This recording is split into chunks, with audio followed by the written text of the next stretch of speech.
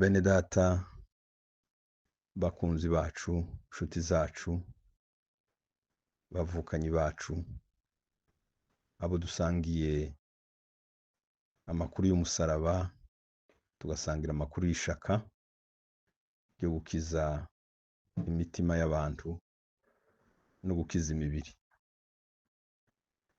Nongeye gufata uyu mwanya nshaka kubashimira kuko ngize amezi 3 Imana yumvisha amasengesho yanyu kandi tugiriye neza nkava aho narindi. Imana yo mu ijuru yabikoze, tuyihaye icubahiro. Nongeye gufata uyu mwanya hamwe n'urugo rwanje kugira ngo twongere kubashimira. Abantu mwese mwitanze kudusengera, mukitanga kutuvuganira, mukitanga ku bufasha bundi ubwo ari bwo bwose twari dukeneye bwo kutubeshaho, bwo kutuvuza mu gihe cose twari mu mbohe. Imana yo mu ijuru yabazanye kugira ngo mube abavukanyi. Imana yabazanye kugira ngo mube abahagarariye abandi, muhagarare mu cuho. Imana yabazanye kugira ngo mutuvuge neza. Imana yabazanye kugira ngo mube iruhande rwacu mu bihe byari bigoye. Kuyishima ntitwabona uko tubivuga, ariko namwe mwese uhereye ku bana batoya ukageza ku bakuru, abapasiteri mwarasenze hamwe n'abagore banyu, ababyeyi banyu, abasenzi mwarasenze hamwe n'abo mufatikanije, abagore n'abagabo, abana bato, imfuvyi, abapfakazi. Ayo ni amakuru nagiye menya, amwe yanshikiriye nkiri mu nzu y'imbohe, ariko n'ayandi nayamenye maze gusohoka y'ukuntu mwese mwitanze. Uno munsi nimunyemerere nongere mbashimire. Mbashimire kubera kuko mwitanze.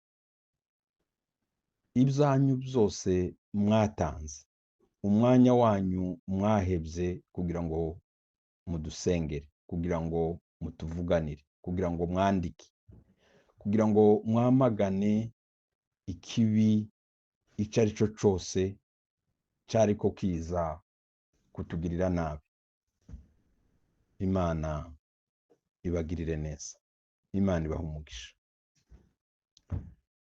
Ubu mfatikanije namwe kugira ngo twibuke n'abari abandi bose basigaye bakiriyo, bagikeneye inkunga y'amasengesho, bagikeneye inkunga yo kubaho, bagikeneye ubuvugizi, kugira ngo Imana nabo izabagirire neza bakure hariya hantu.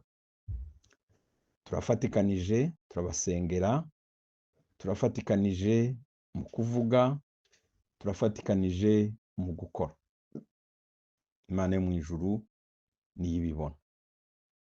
Aha mpaye mbahereza iyi audio, nafashe umwanya hamwe n'urugo rwacu dushima Imana, kandi turayibwira ngo aho tutazogera izatugerere.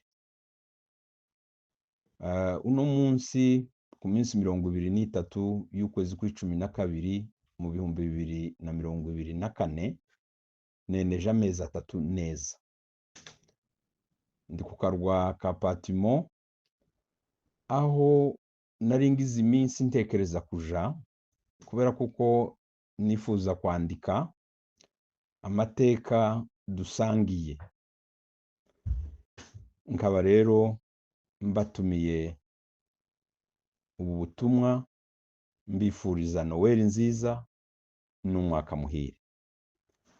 Iyerekwa ntabwo riza rihagarara kandi ntabwo rizahagarikwa habe n'urupfu, ntirushobora kurihagarika, kubera kuko iryo tuvuze n'ibyo dutekereza tukabisangiza abandi bari musozi, tukabisangiza abandi badafunzwe, tukabisangiza habe n'imfungwa, kuko umunsi zizafungurwa zizabikora. Mu minsi nagize nasanze hari minisiteri yibagiranye, cyangwa se wenda nuko nyine umuntu yari atarahagera kumenya imfungwa no kuzikorera kugira ngo nazo zibeho nubwo zifunze, baracara abantu kandi n'Imana nayo iracabakunda. Dukore kugira ngo nabo bashobore kubaho neza kuko Imana ibishaka. Nize byinshi. Mu 2004 nigeze kwandika hejuru ya Yohana n'ibibazo bya politiki yagiranye n'Abaroma, ariko ubu narahishikiye, narabyiboneye, nabonye aho bamushize yarafungiye, nibuka ibyo twaciyemo, nsanga ntaho Imana itokwiyerekera. Mu gihe ufite umugambi izabikora. Imana yo mu ijuru itugirire neza twese, iduha amahoro, iduhereze ubumwe mu miryango yacu, iduhereze ubumwe mu bwoko bwacu, iduhereze ubumwe mu moko duturanye yose, iduhereze amahoro n'ubumwe iwacu tuvuka, iduhereze ubumwe mu karere, mu bihugu duhanye imbibe, iduhereze amahoro mu karere kose, kugira ngo abana bashobore kwiga, kugira ngo imfubyi n'abapfakazi dufite dushobore kubarera neza, hadakomeje kwiyongera abandi bazira akarengane. Dusaba Imana iduhereze amahoro n'iterambere kugira ngo iwacu hashobore kubaho, ntihazabeshwaho n'intambara gusa, ariko hazabeshwaho nuko twese dushize imbaraga hamwe tukazana amahoro. Twifuze kuganira, twifuze kubabarirana, twifuze koroha kugira ngo tworoheranire, abatugiriye nabi tubababarire, abatugiriye nabi tubahereze umwanya wo kwicuza, kugira ngo twubake igihugu twese turi umwe. Ntacyo Imana idashobora, n'amahoro nayo ishobora kuyatuzanira. Ndabashimiye rero, amajambo nokomeza nkavuga, ariko reka ndekera. Mugire ibihe byiza mu banyu no mu byanyu. Murakoze.